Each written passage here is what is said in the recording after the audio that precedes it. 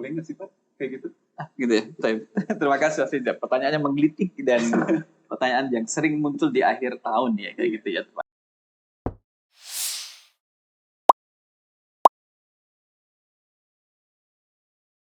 Assalamualaikum warahmatullahi wabarakatuh. Selamat datang di Orasi Podcast, obrolan Islami. Kali ini barengan sama aku, Reza Madani. Sahabat Orasi, kita sudah memasuki penghujung tahun 2022 dan kita akan beralih ke 2023. Biasanya di penghujung tahun kayak gini tuh banyak sekali perdebatan tentang boleh nggak sih kita mengucapkan selamat Natal, boleh nggak sih kita merayakan tahun baru. Nah, gimana sih seharusnya sebagai Muslim kita bersikap? Kali ini kita kedatangan tamu spesial nih. Ada Ustadz Talki. Assalamualaikum Ustadz. Waalaikumsalam warahmatullahi wabarakatuh. Apa kabar nih? Kabar baik. Alhamdulillah, kabar baik. Senyumnya sangat merona ya hari ini. Senyum Mungkin akhir karena tahun. Kemarin baru wisuda ya. Alhamdulillah. Betul, kemarin habis Selamat, wisuda. selamat. Terima kasih. Tapi ngomong-ngomong belum ada makan-makannya. Karena ditunggu pada hari dan waktu yang tepat. Iya, boleh banget nih. Aku nungguin banget. Pak. Sama, saya juga gitu. Keren banget Pak Talki sini ya. Oke, kita ngomongin tentang Natal. Nah, Natal. Biasanya kan kalau akhir tahun kayak gitu selalu muncul perdebatan. Boleh nggak aku ngucapin selamat Natal? Oh, nggak boleh loh, haram. Boleh lah, bentuk toleransi. Nah, sebenarnya tuh boleh nggak sih Pak kayak gitu? Gitu ya. Terima kasih Mas Rizal. Pertanyaannya menggelitik dan pertanyaan yang sering muncul di akhir tahun ya kayak gitu ya. Terima kasih. Bismillahirrahmanirrahim. Nasihat untuk kita ya selaku seorang Muslim. Jadi yang saya sampaikan adalah ditujukan kepada yang Muslim. Kalau misalkan yang sesama merayakan itu tidak ada di pembincangan gitu ya. Tapi kepada seorang Muslim, kemudian dengan umat yang lainnya. Bagaimana kemudian kita berinteraksi antara Muslim dengan non Muslim? Tentunya secara umum kaidahnya adalah kaidah dalam kaidah muamalah. Kaidah muamalah itu interaksi antara manusia dengan manusia yang lain. Ya. Rasul Sallallahu Alaihi Wasallam bersabda, wa khaliqin nas bi khuluqin hasanin. Karena kita diperintahkan juga untuk bergaul, berinteraksi dengan manusia dengan pergaulan yang baik. Pergaulan yang baik, bisa baik yang kita kenal atau tidak. Bahkan mungkin kalau dia itu beragama berbeda dengan agama kita sebagai seorang Muslim. Nabi SAW itu orang-orang kafir Quraisy, Makkah, itu lebih percaya menitipkan badannya kepada Nabi daripada sesama mereka.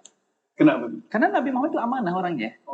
Sekalipun yang dititipkan kepada Nabi Muhammad SAW itu bukan barangnya seorang Muslim, bukan barangnya sahabat, tapi orang yang kafir yang kemudian tidak mau menerima dakwahnya, itu tetap diterima, karena itu jadi diterima. Waktunya ngambil, ya diambil gitu. Artinya dalam interaksi muamalah itu boleh saja dengan non Muslim. Rasul juga misalkan pernah pinjam meminjam atau menggadaikan barengan dengan orang Yahudi. Boleh gitu. Rasulullah minjem. Menggadaikan baju zira. Jadi baju perangnya itu digadaikan untuk dapat pinjaman uang. Tapi nanti dikembalikan. Ini kan juga boleh seperti itu. Dalam hal muamalah boleh. Lantas bagaimana kemudian dalam hal akidah? Nah, ketika berkaitan dengan akidah dan keyakinan ini, kita kembali pada Nabi Muhammad ya, sebagai landasan dari sikap kita. Rasul SAW ketika sebab turunnya surah Al-Kafirun. Nah, sebab turunnya surah Al-Kafirun. Itu kan kemudian ada tawar-menawar. Muhammad, kami jadikan engkau sebagai orang terkaya se-Makkah, tapi syaratnya satu. Apa tuh? Jangan berdakwah. Waduh. Kamu jangan mengajak orang untuk berdakwah masuk Islam. Gitu. Kalau mau jadi orang terkaya, kami jadikan orang terkaya. Perlu berapa duit dong untuk jadi orang terkaya se-Makkah? Waktu itu. Kalau kita konversikan kalau udah sekarang berapa triliun gitu. Ya kan untuk nyalon presiden berapa modalnya? Ya sekian. Ya sekian banyak lah. Sekian triliun kan. Ya. Artinya adalah itu tawaran. Tapi tawaran ini bermula dari hubungan muamalah, tapi ujungnya adalah masalah akidah. Kemudian Muhammad, kalau mau kami nikahkan kamu dengan perempuan manapun yang kau suka.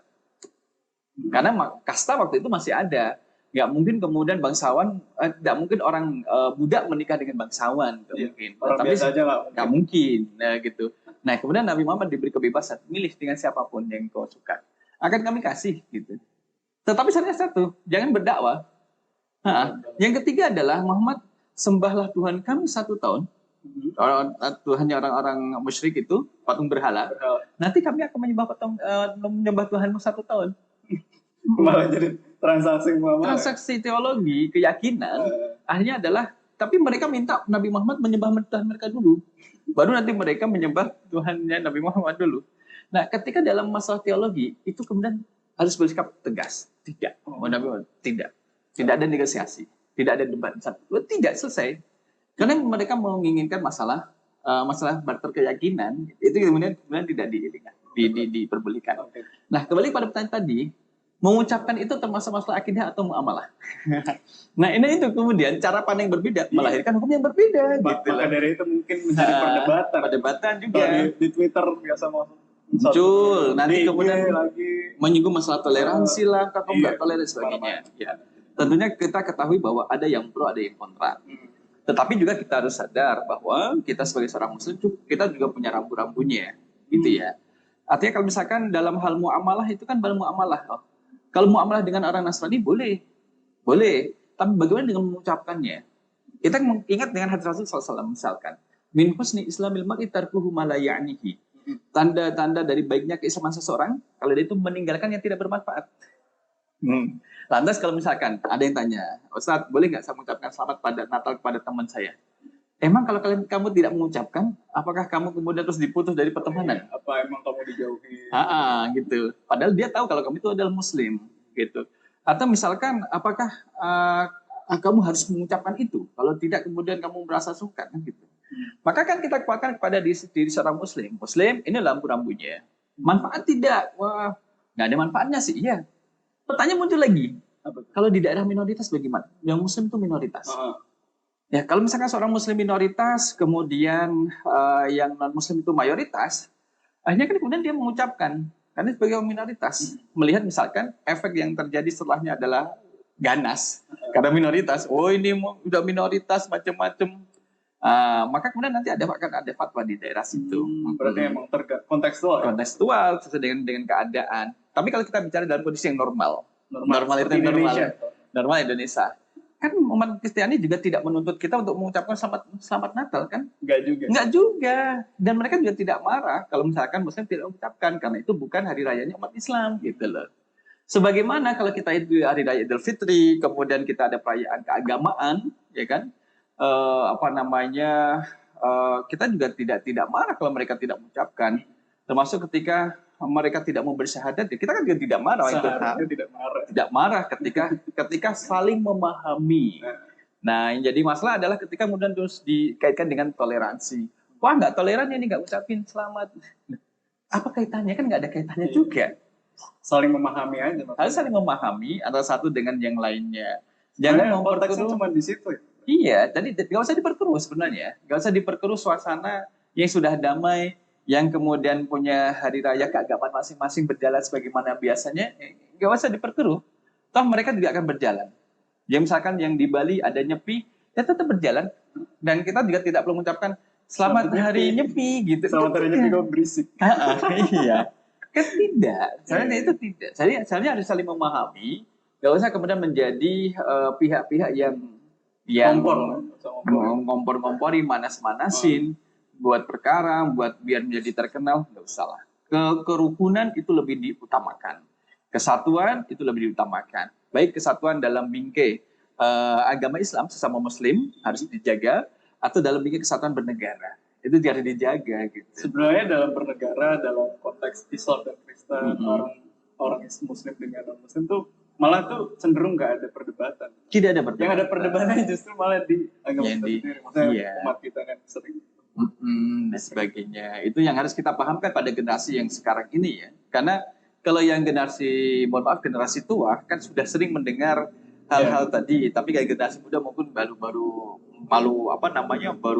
mula-mula mendengar istilah bagaimana kalau mengucapkan Natal terhadap Kristiani atau yang melaksanakan. Apalagi udah semuanya media sosial ya. Berdebat, semua orang bisa ngomong. Iya. Makin keruh oleh pihak-pihak yang tidak bertanggung jawab. Nah, bagaimana sikap kita kalau ada perdebatan seperti itu? Nah, itu poin. Gimana tuh? Kalau menyikapi perbedaan yang ada, maka kita kembalikan ya. Karena kita seorang Muslim, maka menjadi hak terhadap Muslim yang lain adalah menasihati. Ya kita nasihati Muslim. Kalau misalkan kita tahu bahwa dia adalah Muslim, ngapain harus diperdebatkan? Anda yang memperdebatkan ini biar apa? Apakah dengan dikenal? Statement Anda di caption kemudian terus disebar luas, jadi Anda menjadi terkenal. Atau Anda memang sengaja ada pihak oknum-oknum yang mendanai Anda, kemudian Anda memperkeruh suasana gitu. Atau mengalihkan isu yang terjadi dan sebagainya. Maka kita kalau saya pribadi sih lebih cenderung sepakat kepada penguatan keislaman dari generasi muslimnya.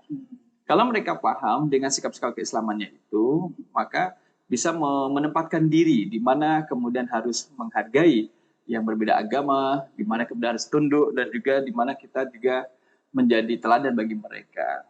Jadi tidak menuntut dan juga tidak mencari celah-celah untuk menyalahkan atau menjatuhkan penganut agama lain. Berarti kita sebagai muslim yang tahu akan hal itu lebih baik menasehati aja atau cukup diam? Kita menasehati, kita nggak boleh. Ketika itu berpotensi menjadi besar masalahnya, ya berpotensi itu artinya menjadi salah satu yang efek domino, kita mengambil peran untuk menasehati. Misalkan adalah, sudahlah, nggak usah diperdebatkan hukum mengucapkan selamat Natal. Kita kembalikan kepada seorang muslim juga kemudian tidak ada anjuran untuk mengucapkan itu, kemudian yang umat Kristiani juga tidak menuntut kepada muslim untuk mengucapkan itu, ya kan? Kalaupun tidak ada ucapan kan kemudian tidak menjadi batal kan perayaannya. Maka muslim harus sadar. Nah, yang kita nasihatkan kan pada seorang muslimnya, karena kita bersaudara maka harus saling menasehatinya. Itu poin untuk yang ke saudara kita seorang muslim. Lantas gimana Ustaz agar kita setidaknya ada sedikit perhatian lah ke yang Kristen ini dengan cara apa sih? Memberikan perhatian itu tidak selalu pada momen-momen tertentu ya. Bahkan kalau misalkan kita tegur siapapun, kita juga memberikan perhatian, menanyakan kabar itu juga butuh perhatian. Tidak harus kemudian lebih spesifik kepada pelaksanaan hari raya Natalnya gitu. Kalau misalkan perhatian, apa yang dimaksud dengan perhatian adalah apa misalkan perhatian yang diharapkan? Ya mungkin ngasih gift, ngasih hampers atau memberikan hadiah itu kan tidak terus event-event khusus kan. Kalau misalkan biasanya ngasih ya kasih aja gitu, tidak harus nunggu ada event tertentu. Justru pas ngasih pas di momen Natal malah kayak memberikan ini ya meramaikan malah kayak nanti kalau pada memberikan pada pas momen Natal nanti penangkapannya akan menjadi berbeda. Orang yang komentar adalah orang banyak, sedangkan dia kalau biasanya memberi, saya kan Bapak kok memberi hadiah kepada tetangga yang non muslim. Lah kami biasa sebelum baik ada Natal atau tidak kita saling memberi hadiah gitu. Kalau memang sudah biasa seperti itu nggak masalah. Karena sudah menjadi habit ya. Karena hidup bertetangga kan harus dirawat. Ini masa apa nanti diantar ke sana. Di sana kemudian ada dapat roti banyak dari saudara jauhnya, kemudian berbagi kepada tetangga yang muslim. Kan boleh saja memberi hadiah seperti itu, boleh saja. Karena itu dalam tanah muamalah. Jadi untuk mengucapkan selamat Natal saja sekiranya kita ya nggak usah ya Pak. Kalau misalnya nih Pak, terus kalau di keluarga kita ada yang beda agama, bahkan di keluarga dekat banget lah itu sikap kita seperti apa sih Pak? Tadi kan mengucapkan aja nggak boleh, apalagi ikut merayakan. Nah padahal di keluarga itu kita heterogen kan, ada yang merayakan Natal, kadang ada yang merayakan Hari Raya Idul Fitri gitu. Kita sebagai muslim di keluarga itu harus bagaimana? Jadi kalau sudah masuk dalam domain agama, kan menjadi urusan agama dan penganutnya. Kalau sudah masuk dalam domain agama. Dan kalau kita tidak termasuk penganut agama tersebut, ya kita tidak punya hak dan tidak punya kewajiban untuk merayakannya, ikut mensupport dan nggak usah, kita sebetulnya dalam hukum netral gitu saja.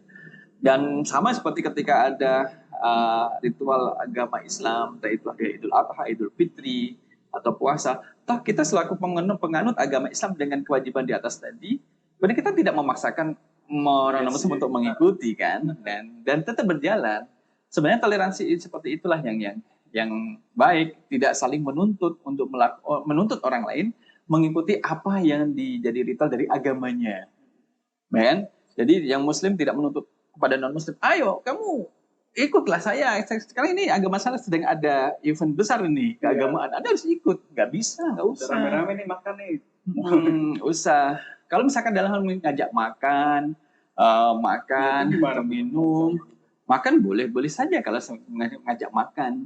Dalam hal muamalah ngajak makan.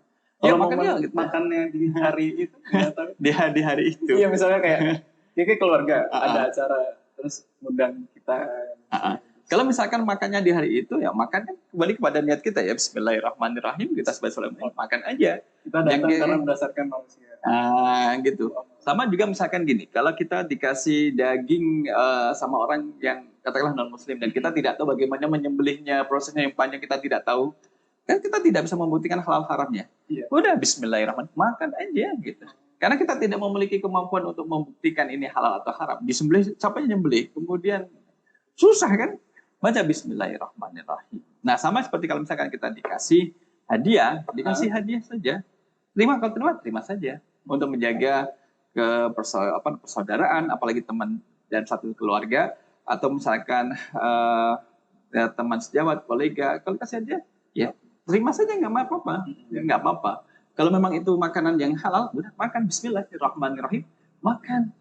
Jadi ya kita tidak menggampangkan, tapi sebenarnya adalah dalam amalah itu ya standar seperti itu. Ucapan Bismillah ketika makan itu sedikit menggugurkan keraguan kita. Nah, malah banyak menggugurkan keraguan, kita menjadi tidak ragu lagi.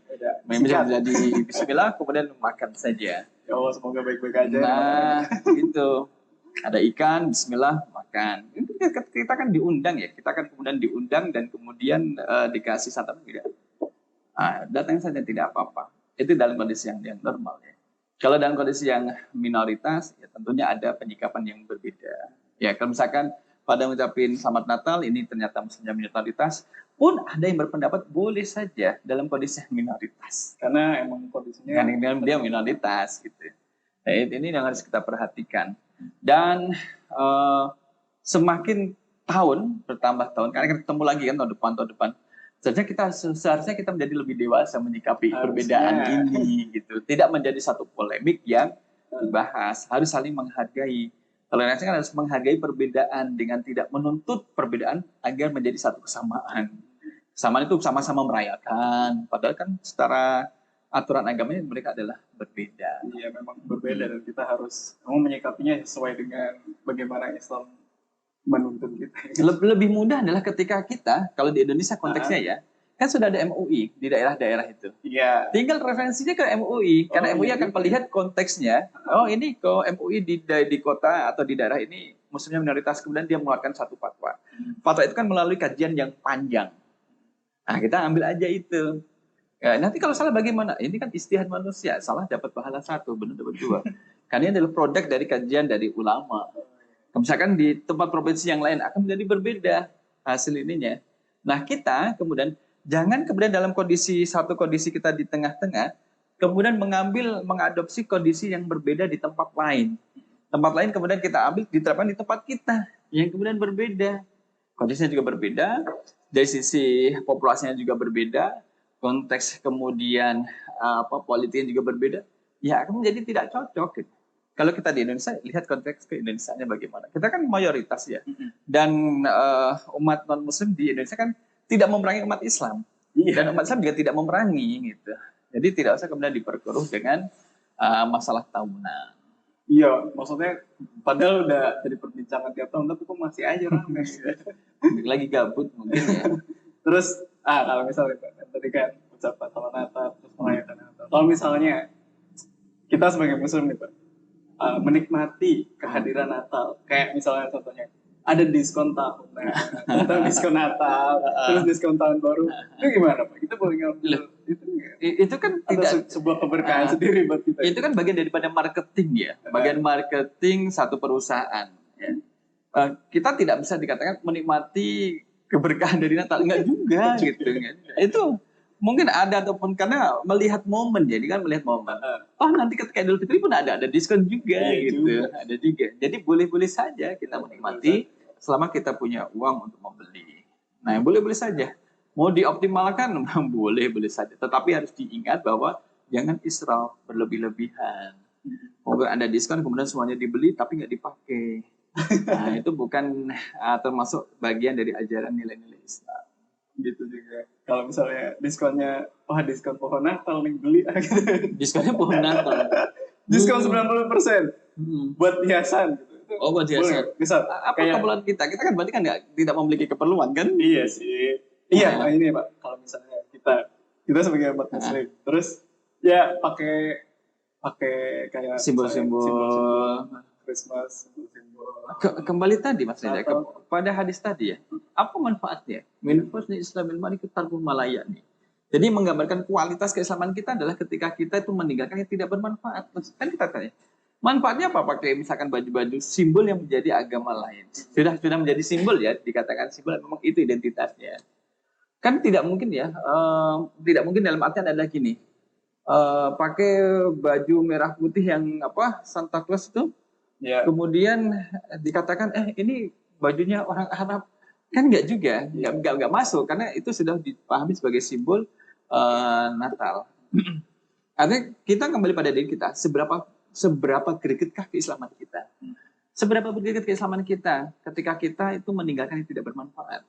Kalau masih melakukan yang tidak bermanfaat, manfaatnya apa? Enggak, ngetren-ngetren aja kayak lucu-lucu aja buat pajangan. pajangan gitu. Dapat segitulah keislaman Anda. Nah, karena kita itu kan maunya memperbaiki kualitas keislaman ya dengan ketaatan, ketundukan tanpa perdebatan. Kalau ada perintah kuat laksanakan. Kalau tidak kuat ya sudah kan gitu. Yang penting sudah dicoba. Kalau ada langgaran, pelarangan, tinggalkan secara totalitas. Jadi sebenarnya berislam itu mudah. Sebenarnya itu mudah ketika kita taat terhadap ajaran Dan menjauhi larangannya. sesimpel itu sebenarnya beragama itu sesimpel itu. Iya, tapi manusia kemudian dengan kecerdasannya kemudian terus meramu menjadi sesuatu yang mudah menjadi susah untuk dipahami. Manusianya. Itulah. Termasuk kita juga, termasuk kita kan manusia. Kadang kita malah mempersusah diri dalam melakukan kebaikan atau dalam beribadah. Sedangkan Islam sudah memberikan kemudahan, banyak kemudahan. Itu. Berarti kayak menikmati, misal kayak ya lagu-lagu Natal lucu-lucu juga nih, asik didengar itu juga. Kembali pada hadis tadi. Kembali Apa pada sih hadis tadi. hikmahnya? Manfaatnya apa? Faedahnya apa? Sebagai seorang muslim. Memang kalau kita sebagai seorang muslim harus dikaitkan secara keseluruhan dalam kehidupan kita kaitkan. Berbisnis, saya seorang muslim, ada etika berbisnis. Dalam mencari hiburan, saya seorang muslim, ada etika mencari hiburan. Kita misal sebagai pebisnis ya, Pak, kita kan muslim, Pak. Dengan datangnya Natal ini boleh jualan itu. Iya, boleh nggak Pak? Kayak ngejual atau enggak gini deh, kalau misalnya nggak jual produk-produk Natal, kita menggunakan Natal sebagai apa ya, media untuk kita kasih diskon lah, untuk kita meningkatkan sales kita. Itu gimana? Kalau misalkan memberikan diskon saja kan bisa-bisa saja kan. Misalkan saya mau memiliki kedai, yuk diskon. Bagi aja kasih diskon saja. Misalkan di tanggal berapa? 25 Desember diskon, gitu aja. Tanpa harus memberikan embel-embel Natal, orang yang diperlukan itu kan diskonnya. Bukan masalah embel-embel Natalnya juga. Yang dicari kan diskonnya saja. Kalau itu bagian daripada strategi marketing, dianggap memiliki dampak impact yang positif, boleh-boleh saja memberikan diskon gitu. Tapi dengan catatan nggak perlu kemudian Natal. Natalnya tidak perlu digembar-gemborkan, tidak ada kepentingan di situ. Kita hanya memberikan diskon. Mungkin dalam momen itu ada produk baru yang dikeluarkan. Nah, itu boleh-boleh saja bagian daripada strategi marketing. Oke, boleh, bisa dicoba. Terus ini kan kita tadi ngomongin Natal. Kayaknya ini juga selain Natal, kita juga dihadapkan dengan momen tahun baru. Nah, itu kan bukan spesifik budaya Kristen atau budaya Katolik. Itu kan kayaknya udah dirayakan banyak orang. Nah, kita sebagai Muslim tuh perlu nggak sih Pak ngerayain hari lagi tahun baru? Tahun baru. Kalau masalah perlu dan tidaknya, kan kemudian ya kita bertanya lagi, manfaatnya apa gitu. Boleh tidak? Boleh tidak. Kalau misalkan, wah ini kan lagi rame-ramenya, ikut tren lah, ikut tren. Kalau bagian daripada muamalah, pergaulan, boleh-boleh saja. Tapi kan benar kemudian dengan tidak meninggalkan kewajiban. Apa sih yang terjadi ketika malam tahun baru? Berapa banyak orang yang menanti pergantian tahun baru? Berapa banyak orang yang menanti dari kalangan generasi Muslim? Berapa banyak yang kemudian tidak sholat Isya? Nah, artinya kalau kita mau menantikan event, saya mau lihat bagaimana sih suasana pergantian tahun baru, boleh-boleh saja gitu. Tapi kewajiban dilaksanakan. Ya, sholat juga dilaksanakan. Terutama sholat Isya ya. Karena kalau sudah menyiapkan menghadapi tahun baru, sore sudah persiapan. Maghrib entah tahu di mana. Isya sudah lagi cari tempat. Subuh ketiduran. Belablasan. Sudah sholat? Enggak. Terus apa?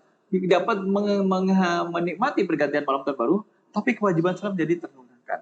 Nah, ketika kita menanyakan sebagai seorang muslim, di mana keislamanmu itu? Yang seperti itu. Nah, artinya bolehlah kita mencari hiburan, boleh. Tapi kewajiban juga lebih diprioritaskan. Oh, jadi yang merayakan mah boleh-boleh aja. Boleh aja. Asalkan Kan ada kewajibannya tetap dikerjakan dan dan juga larang-larangnya nggak betul dilakuin. ada koridornya juga, tidak israf, tidak berlebih-lebihan, ya kan? Berlebihan maksudnya kan mengumbar-umbar uang dalam kegiatan itu yang tidak bermanfaat. Ya, Nah, misalkan mercon itu berapa harganya? Mahal, itu mahal. Bangga. Kita kerja banting tulang ternyata untuk beli mercon cuma dilihat ya. Ketika malam tahun baru saja. Nah, itulah kemudian koridornya, tidak berlebih-lebihan, ya kan? Mau nonton silakan nonton, kemudian juga tidak melakukan kemaksiatan di waktu itu. Banyak kan menjadikan event dan sebagainya, event-event bermaksiat, karena momentumnya lagi banyak yang melakukan itu. Misalnya gitu anak muda nih kalau malam di tahun baru, terus beli minuman keras, beli ciu, terus pulangnya ngantuk nih, staycation dulu lah di hotel. Betul. Yang penting koridor Islamnya jangan terlampaui. Maksudnya iya, tetap. Kita sebagai Muslim boleh aja. Boleh bahagia tuh boleh. Ya itu balik lagi Tuhan Allah memerintahkan kita untuk sholat itu jangan sampai ditinggalkan. Kalau larang-larangannya ya dijauhi, jangan. Kalau misalnya kita mau ngerayain berkumpul dengan teman-teman, makan-makan gitu, berkontemplasi itu sah-sah aja. Yang penting boleh-boleh saja. Balik lagi kewajibannya. Iya, kewajiban dan larangan kemudian diperhatikan. Rasulullah SAW itu juga pernah menyaksikan hiburan. Antara lain hiburannya adalah menyaksikan balapan kuda. Artinya perlu hiburan, segala manusia kan juga perlu hiburan. Ya, Rasul melihat dengan istri beliau, menyaksikan dengan Aisyah, itu disaksikan. Ya perlu hiburan, healing itu memang perlu. Nah, tetapi kan kemudian tetap ada koridor mana yang jadi kewajiban yang dilaksanakan dan larangan yang harus ditinggalkan itu harus diperhatikan. Emang kuncinya berislam kan itu emang. Ketaatan, ketundukan. Menjalankan perintah dan meninggalkan larangan. Itu kuncinya. Mudah kan? Berislam itu mudah. Ikutin Nabi Muhammad. Kita, manusia itu suka bikin aturan-aturan sendiri. Padahal aturan semuanya udah ada di hadis dan Al-Quran. Nah terus kalau kayak gitu nih Pak, kita balik lagi ke kita harus apa nih di momen Natal dan Tahun Baru? Berdiam saja kah atau satu, ada Natal ataupun tidak ada Natal, kita tetap memiliki kewajibannya, tetap memiliki agenda sebagai seorang Muslim. Laksanakan itu. Nah, kalau misalkan ada liburan ya, karena momen Natal ada cuti liburan, kita yang kemudian berjauhan dengan orang tua, kita manfaatkan untuk ziarah orang tua. Jadi ziarah dengan orang tua. Atau misalkan kalau orang tua sudah tidak ada, kita ziarah makam kuburnya. Yang biasanya kita disibukkan dengan kegiatan pekerjaan, sedikit-sedikit pekerjaan. Sekarang ya Allah mengirimkan waktu libur melalui event Natal dan Tahun Baru. Libur panjang. Bisa dipakai buat hal-hal yang bermanfaat. Ya pokoknya bermanfaat. Ya tadi, kemudian kalau yang masih ada tugas menulis skripsi ya selesaikan. Yang datang di tesis selesaikan. Mumpung sedang tidak ada kegiatan akademik. Termasuk juga kita yang LDR temui gitu ya, sedang LDR sama istri suami istri yang sama orang tua juga itu dioptimalkan. Itu mengisinya seperti itu. Kalau tidak, misalkan tidak melakukan hal yang tadi, ya kita isi dengan kegiatan yang bermanfaat. Karena mohon maaf orang tua sudah tidak ada, keluarga juga sudah kumpul, ya udah jalan-jalan dengan keluarga, healing kemana gitu, ke berbinatang pun akan ramai, di pantai pun akan ramai bersama dengan keluarga, mengedukasi anak-anak keluarga dalam hal yang positif. Apalagi bahkan kita menyempatkan waktu untuk keluarga itu sebuah ibadah luar biasa itu. Apalagi buat orang tua. Khairukum li ahli wa ana khairu li ahli. Jadi sebaik-baik kalian adalah yang paling baik dengan keluarganya. Dan Rasul adalah orang yang paling baik dengan keluarganya. Menjadi prioritas. Itu number one itu keluarga. Kalau sudah keluarga itu harus jadi prioritas. Ada yang menarik Mas Reza. Di Brunei Darussalam, kalau misalkan sedang rapat dan misalkan anggota rapat ini punya janji appointment harus jemput keluarganya, maka dia boleh izin dan tidak boleh ada yang melarang dia izin. Karena itu menjadi prioritas dan itu dilindungi oleh kerajaan. Keren banget. Perhatian terhadap keluarga. Gitu ya? Perhatian terhadap keluarga sangat luar biasa. Jadi kalau misalkan kita punya partner, kolega yang mau izin, dulu ya saya ada urusan keluarga, harus diutamakan. Karena kalau keluarganya itu terbina dengan baik, maka negara pun akan kokoh. alasan urusan keluarganya pun nggak perlu spesifik. Enggak. Kalau gitu aku kangen orang tua aku pengen cuti. Tapi kan sekarang di Indonesia, Aduh ya juga. bukan di Brunei. Kita di Indonesia, kita bukan di Brunei. Kalau di Brunei sudah dilindungi oleh kerajaan. Pengen. Ya udah deh kalau gitu. Konklusinya adalah kita dalam berislam, maka berislamlah dengan benar. Seperti apa? Ya kita belajar, mengetahui mana yang diperintahkan, mana yang dilarang, dan mengetahui rambu-rambu. Berislam itu memiliki pondasi dan pegangan, bukan mengikuti keramaian. Ramainya sedang musim apapun dan ikut-ikutan. Tidak demikian, tetapi berdasarkan dari ajaran. Dan tidak ada yang tertinggal di dalam berislam, kecuali mungkin kita yang belum tahu dan kita harus belajar. Maka berislam dengan ilmu itu menjadi lebih indah daripada ikut-ikutan suara mayoritas atau ikutan kata si fulan dan fulana. Gitu. Terima kasih.